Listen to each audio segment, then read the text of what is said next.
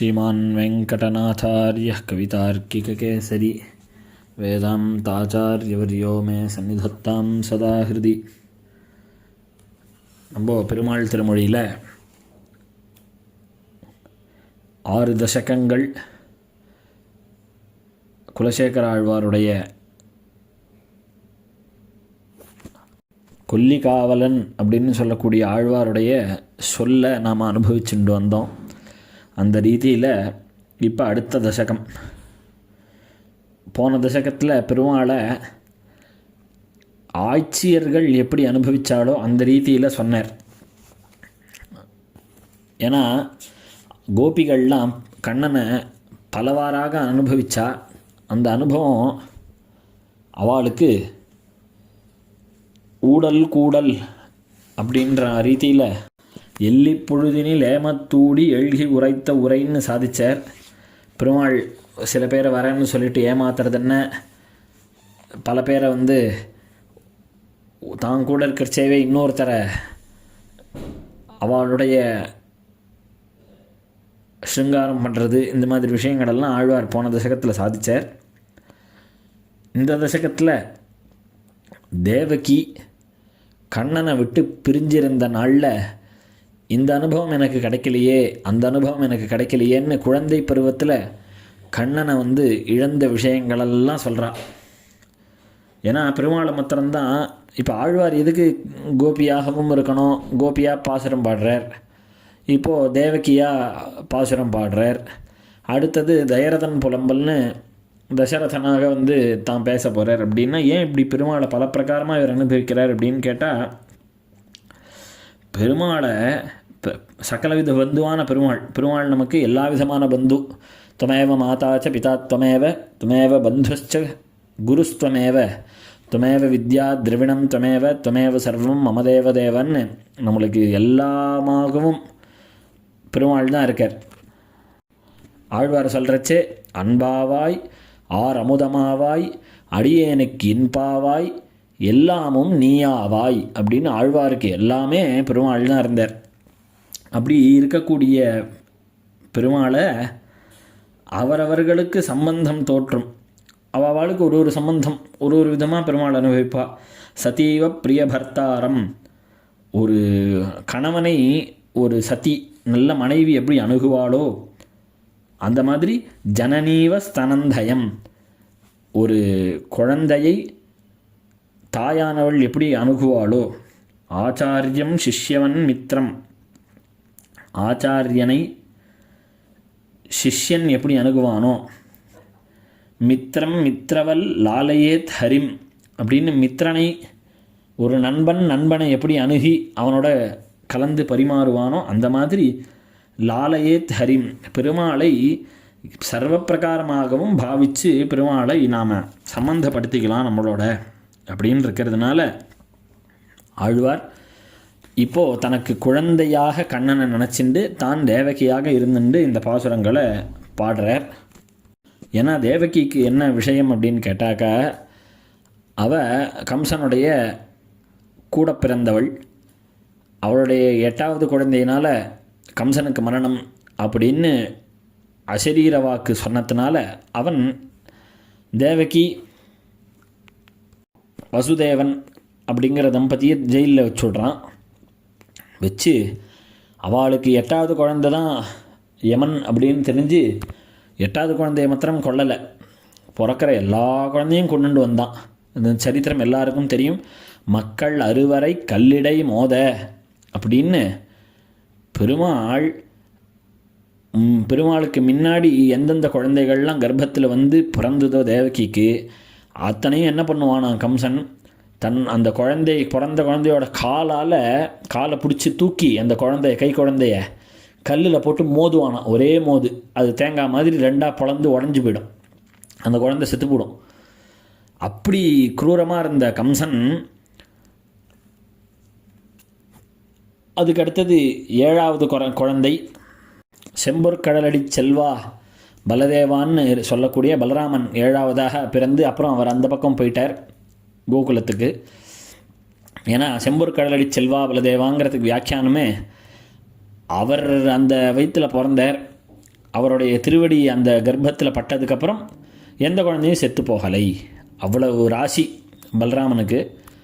அப்படி பலராமன் அடுத்தது கண்ணன் பிறந்து உடனே அங்கேயே பெருமாள் தரிசனம் காண்பிச்சார். தமத்புதம் பாலகம் அம்புஜேக்ஷணம் சதுர்புஜம் அப்படின்னு சொல்லி சதுர்புஜத்தோட சங்க சக்கரத்தோட ஸ்ரீவத்சலக்ஷ்மம் கலசோபி கௌஸ்துபம் பீதாம்பரம் சாந்திர பயோத சௌபகம் அப்படின்னு பீதாம்பரம் சங்க சக்கரங்கள் கதை எல்லாத்தோடையும் பெருமாள் சேவை சாதிச்சார்.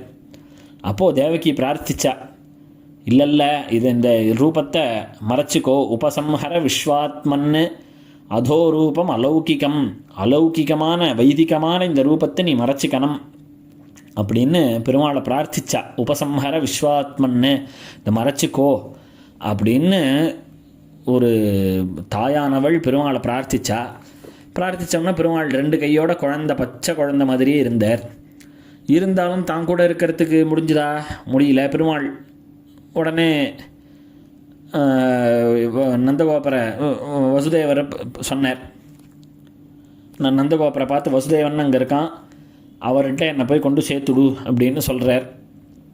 அப்படி சொன்ன உடனே ஒரு யோசிக்கிறார், எப்படி இது மாதிரி நம்ம ஜெயிலில் இருக்கோம், நம்ம போய் எப்படி வசுதேவரை போய் சேர்றது. வசுதேவன் யோசிக்கிறார், நந்தகோபன்ட்ட எப்படி போய் கொண்டு விடுறது பெருமாளை அப்படின்ன உடனே எல்லா விலங்கும் அவிழருது. அதில் கலியன் சொன்னார், மாற்றரசர் மணிமுடியும் திரளும் தேசும் மற்றவர்தம் காதலிமார் குழையும் தந்தை கால் தலையும் அப்படின்னு. முதல்ல என்னென்ன கண்ணன் பிறந்த உடனே அருந்து விழுந்தது அப்படின்னு லிஸ்ட்டு கொடுக்குறார் கலியன். முதல்ல அப்பாவுடைய தந்தை கால் தலையும், தந்தை காலில் இருந்த விலங்கு அவிழ்ந்தது. அது மட்டுமா அப்படின்னு கேட்டால் இல்லையா, மாற்றரசர் மணிமுடியும். அந்த ராஜாக்கள்லாம் உட்காந்து கான்ஃபரன்ஸ் போட்டுருக்கா, இந்த குழந்தைய எப்படி கொண்டுட்டா நம்ம இது முடிஞ்சிடுமா, நம்மளுக்கு எந்த ஆபத்தும் கிடையாதா அப்படின்னு. அப்போ யோசிக்கிறச்சே அவள் உட்காந்து கவுன்சிலிங் நடக்கிறச்சேவே அவளுடைய கிரீட்டம்லாம் கீழே விழுந்துதான். மணிமுடியும் கீழே விழுந்த கிரீட்டத்தை எடுக்கணுமோ இல்லையோ, அப்படி எடுக்கிறச்சே அவளால் எடுக்கவே முடியலையாம். திரளும் அவளுக்கு சக்தி போயிடுது.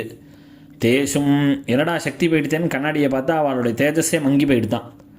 மற்றவர்தம் காதலிமார் குழையும் அவளுடைய பத்தினிகள்லாம் தரிச்சுட்டு இருக்கக்கூடிய திருவாபரணங்கள் திருமாங்கல்யங்கள்லாம் கீழே விழறதான். அப்போது அது மாத்திரமில்லை, தந்தை கால் தலையுமுடன் கடலை தோன்றி தன்னுடைய தந்தையுடைய நந்தகோபன் இடத்துக்கு போய் கொண்டு விடணும்னு நினைக்கிறச்சே வசுதேவருக்கும் இந்த மாதிரி அவிழ்ந்தது அப்படின்னு சொல்கிறார். ஆனால் சுவாமி தேசிகன் என்ன சொல்கிறார், இவ்வளோ லிஸ்ட்டு போடவே வேண்டாம், அதை சொல்லணும்னு அவசியமே இல்லை. பெருமாள் அவதாரம் பண்ணிட்டார்னா எப்பேற்பட்ட இந்த சம்சாரம்ன்ற பந்தமே அவுழறச்சே இந்த மாற்றரசர் மணிமுடி திரள் தேசு மற்றவர்தம் காதலிமார் குழை தந்தை கால் தலை அப்படின்னு இவன் வச்சுருக்கிற இரும்பு சங்கிலியெல்லாம் அவுறது ஒரு பெரிய விஷயமா அப்படின்னு யாதவாபேதத்தில் சாய்க்கிறார். நிகில பந்த நிவர்த்தக சந்நிதௌ நிகழனம் நிகழஸ்ய கிமத்புதம் அப்படின்னு. இதில் என்ன பெரிய அற்புதம் இருக்குது, பெருமாள் வந்தார்னா சம்சாரம்ன்ற பெரிய பந்தமே இரும்பு சங்கிலியை காட்டிலும் 1000 மடங்கு 1,00,000 மடங்கு உறுதியாக இருக்கக்கூடிய சம்சார பந்தமே அவிழச்சே இது எம்மாத்திரம்னு சாய்க்கிறார். அப்படி பெருமாள் நந்தகோபன் இருக்கிற இடத்துக்கு வசுதேவர் கொண்டு விடுறார், அங்கே எழுந்தருள்றார். அப்போது இந்த தேவகி தான் பெற்ற குழந்தை, இந்த கிருஷ்ணனை குழந்தையாக இருக்கிறச்சே என்னென்னலாம் அனுபவிக்கணுமோ அதெல்லாம் அனுபவிக்கல, அவளை யசோதை தான் அனுபவிச்சா. அப்போ அவள் என்னென்னத்தை இழந்தாள் அப்படிங்கிறத குலசேகர ஆழ்வார் இந்த 10 பாசுரங்களில் சாய்க்கிறார். முதல் பாசுரம், ஆலநீள் கரும்பன்னவன் தாலோ அம்புயத்தடங்கண்ணினன் தாலோ வேலநீர் நிறத்தன்னவன் தாலோ வேழப்போதகமன்னவன் தாலோ ஏலவார் குழலென்மகன் தாலோ என்றென்றுன் நயன் வாயிடை நிறைய தாளொலித்திடும் திருவினையில்லா தாயரில் கடையாயின தாயே. பெருமாள் திருமேனியை வர்ணிக்கிறார். ஆலநீள் கரும்பன்னவன் தாலோ, நல்ல அதிகமாக பெருசாக வளர்ந்திருக்கக்கூடிய ஆலைக்கரும்பு எவ்வளவு இனிமையாக இருக்குமோ அந்த இனிமையான ஸ்வபாவத்தை உடையவன் பெருமாள். ரசனேந்திரியத்துக்கு இனியவனானவனே அப்படின்னு.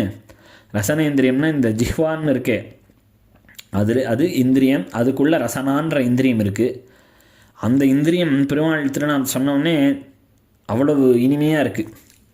அம்புயத்தடங்கண்ணினன் தாலோ, அம்புயத்தடங்கண்ணன்னு பெருமாள் அவதாரம் பண்ண உடனே தமத்புதம் பாலகம் அம்புஜேக்ஷணம், அந்த பாகவதத்தில் இருக்கிற ஸ்லோகத்தை அப்படியே ஆழ்வார் இங்கே சாய்க்கிறார். அம்புயத்தடங்கண்ணினன் அம்புஜேக்ஷணன், தாமரை கண்ணனாகவே பெருமாள் அவதாரம் பண்ணாராம். இந்த தாமரையானது எப்படி விகாசிச்சுண்டு குளிர்ச்சியாகவும் மென்மையாகவும் எப்படி தாமரை இருக்குமோ அந்த மாதிரி பெருமாளுடைய திருக்கண்கள் அவ்வளவு, அந்த தாமரை கண்களால் பெருமாள் தேவகியை பார்க்கறச்சே அவ்வளவு இனிமையாகவும் ஏசி போட்டா மாதிரியும் இருந்துதான். அம்புயத்தடங் கண்ணினன் தாலோ வேலை நீர் நிற தன்னவன் தாலோ. முதல்ல கரும்ப மாதிரி இனிமையானவன் சொன்னால், அடுத்தது திருக்கண்களை சொன்னால், இப்போ மொத்தமாக அவயவியே சொல்கிறா. முதல்ல அவயவங்களை சொன்னால், அப்புறம் அவயவியான மொத்த திருமேனியும் சேர்த்து எப்படி சமுத்திரம் பார்த்தா நம்மளுடைய மைண்டெல்லாம் ரிலாக்ஸ் ஆகுமோ அந்த மாதிரி வேலை நீர் நிறத்தன்னவன், சமுத்திரம் மாதிரி சிரமகரமான திருமேனியை உடையவன். வேழப்போதக மன்னவன் தாலோ. யானையை பார்த்துட்டோமானாக்கா பார்த்துட்டே இருக்க தோணும். யானை, அதுவும் நம்மூர் யானையெல்லாம் இன்னும் அழகு வேறு. அதை பார்த்துட்டு இருந்தால் எப்படி இருக்குமோ அந்த மாதிரி வேழப்போதக மன்னவன் தாலோ. ஆனை கன்று போலே வைத்த கண் வாங்காதே பார்த்தபடியே இருக்கும்படியான சரிதங்களை உடையவனேன்னு வியாக்கியானம். யானை கூட இல்லை, யானை குட்டி எவ்வளோ அழகாக இருக்கும். அந்த மாதிரி அதை பார்த்துட்டே இருந்தால் வேறு எங்கேயும் பார்க்கவே தோணாது. அந்த மாதிரி இருக்கக்கூடிய பெருமாள் ஏலவார் குடல் என் மகன் தாலோ. இப்படி உபமானங்கள்னால சொல்ல முடியவே இல்லை அவனை இந்தந்த உபமானங்களை சொல்லி முடிச்சிட முடியும். இவன் இப்படி அப்படின்னு சொல்ல முடிஞ்ச மாதிரியான மகன் இல்லை என் மகன், அதனால் என் மகன் அப்படின்னு சொல்கிறா. இப்படி கண்ணே மணியே யானைக்குட்டியே கரும்பே சக்கரை கட்டியே தங்கமேன்னு கொஞ்சராடொல் ஆற்றுல அந்த மாதிரி என்றென்றுன்னையன் வாயிட நிறைய தாளொலித்திடும் திருவினையில்லா. இப்படியெல்லாம் பலவாறாக சொல்லி வாயார உன்னை தாளாற்ற பாக்கியமானது எனக்கு இல்லையே. ஏன்னா குழந்தையானது பிறந்த உடனே அம்மா தாளாட்டுவா, இந்த தொட்டிலில் போட்டுட்டு. அதே மாதிரி இந்த புடவையே ஒரு தூளின்னு சொல்லுவாள். அதெல்லாம் இப்போ பண்ணுறாளான்னே தெரியல. இந்த குழந்தைய அப்படி ஃபேனுக்கு நடுவில் மாட்டிட்டு இந்த தூளியில் விட்டுட்டு அந்த குழந்தைய ஆட்டுவா. லாலி லாலின்னு பாடிட்டு தாலேலோ தாலேலோன்னு சொல்லி பாடுறது. இந்த தாள் ஒலித்திடும் அப்படின்னு இந்த தாலாட்டு பாடுற பாக்கியம் இல்லாதவளா போயிட்டனே நான் அப்படின்னு சொல்லி தாயரில் கடையாயின தாயே. இந்த மதர் கோஷ்டி, தாய்களின் கோஷ்டின்னு போட்டால் கடைசியான பிளேஸ் எனக்கு தான். அவ்வளவு பாக்கியம் இல்லாத போயிட்டேன் நான் அம்மான்ற கோஷ்டிலே கடைசியாக சேர்ந்துருக்கிறவ. எனக்கு ஒரு துளி பாக்கியம் கூட இல்லை பெருமாளை இப்படி சொல்லி தாளாட்டுறதுக்கு அப்படின்னு முதல்ல வருத்தமே. பெருமாளை தாளாட்ட முடியலையே. அந்த குழந்தை தூங்குறச்சே அந்த குழந்தைக்கு நான் ஒரு தாளாட்டு பாட முடியாத அளவுக்கு பாக்கியம் பண்ணாத போயிட்டனே அப்படின்னு அழக்கூடியதா மாதிரி பாசுரத்தை அமைச்சிருக்கார் ஆழ்வார். அடுத்த பாசுரம். வடிக்கொளஞ்சனம் எழுது செம்மலர்கண் மருவிமேலினி தொன்றினை நோக்கி முடக்கிச் சேவடி மலர் சிறு கருந்தாள் பொலியொநீர் முகிர் குழவியே போல அடக்கியாரச் செஞ்சிறு விரலனைத்தும் அங்கையோடனைந்தானையில் கிடந்த கிடக்கை கண்டிடப் பெற்றிலே நந்தோ கேசவா கெடுவேனே. அடுத்தது, இந்த குழந்தை தூங்குற அழகை என்னால் சேவிக்க முடியலையே அப்படிங்கிறத இந்த பாசுரத்தோடைய சாரம். அந்த குழந்தை எப்படி படுத்துட்டுருக்குன்னா, சின்ன கை குழந்தைகள்லாம் என்ன பண்ணுவா, மை தடவுவா. அதை பெருமாள் கண்ணனுக்கு தடவிருக்காளாம். வடிக்கொளஞ்சனம் எழுது செம்மலர்கண். அந்த வடிக்கொள் அப்படின்னா வடிகட்டப்பட்ட ஆற்றுலேயே பண்ணக்கூடியதான மை. அந்த அஞ்சனம்னா மை, அந்த அஞ்சனத்தினாலே எழுதப்பட்ட செம்மலர் கண். கண்ணுக்கு மையிட்டால் ரொம்ப நல்லதுன்னு இப்போ ரிசர்ச் எல்லாம் சொல்கிறா. அதெல்லாம் நம்ம என்றைக்கோ சொல்லியிருக்கோம், நம்ம பெரியவாள்லாம் அன்றைக்கே சொல்லியிருக்கா. அந்த மைய தடவின் இருக்கக்கூடிய கண்ணன், அதுவும் மலர்கண். போன பாசுரத்தில் அம்புயத்தடங்கன்னு சொன்னாலோ இல்லையோ, அதுதான் இப்போ அந்த தாமரை நுனியிலையும் தாமரையோடைய இலை எப்படி இருக்குமோ அந்த நுனியில் மை தடவினா எப்படி இருக்குமோ அந்த மாதிரி இருக்கக்கூடிய கண்ணா பெருமாளுக்கு. அது மாத்திரம் இல்லை, அந்த கண்ணானது என்ன பண்ணுறதுன்னா மருவி மேலினி தொன்றினை நோக்கி, இந்த தொட்டிலையும் இந்த தூளிலையும் என்ன பண்ணுவா, அந்த தொட்டிலுக்கு நேராக இந்த குழந்தையானது குப்புறப்படுத்துக்காது, இப்படி நேராக படுத்துன்னு இருக்கும். ஃபேனை பார்த்துட்டு, இந்த ஃபேனை கீழே கட்டுற அந்த தூளியை அப்படின்னா அந்த ஃபேனை பார்த்துட்டு இருக்கும். அந்த தூளி ஜாயிண்ட் ஆகிற இடத்துல என்ன கட்டுவா, ஒரு பொம்மை கட்டுவா, அந்த குழந்தை எதையான பார்த்துட்டு இருக்கணும் அப்படின்னு. அப்போது அது பார்க்குறதுக்கு ஒன்றும் பிரயோஜனம் கிடையாது. அந்த குழந்தை ஆனால் அதையே பார்த்துட்டு இருக்கும். அதில் ஏதாவது சுற்றுறா மாதிரி இருக்கும், ஃபேன் மாதிரியே சுற்றுறா மாதிரி ஏதாவது ஒரு பொம்மை சுற்றும், அதில் சவுண்டு வரும். அந்த மாதிரி விஷயங்களெல்லாம் இவாளும் கட்டியிருக்காளாம் யசோதை அவளோட ஆற்றுல. அப்போது அதை பார்த்துட்டே பெருமாள் படுத்துட்டுருக்காரா. மருவி மேலினி தொண்டினை நோக்கி முடக்கி சேவடி மலர் சிறு கருந்தாள்.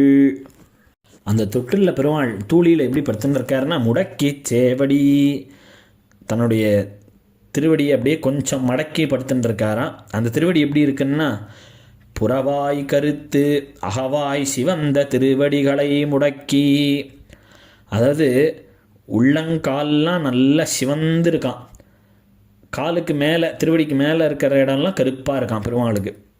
அப்போ அந்த திருவடிகளை முடக்கி பொலியு நீர்முகிர் குழவியே போல,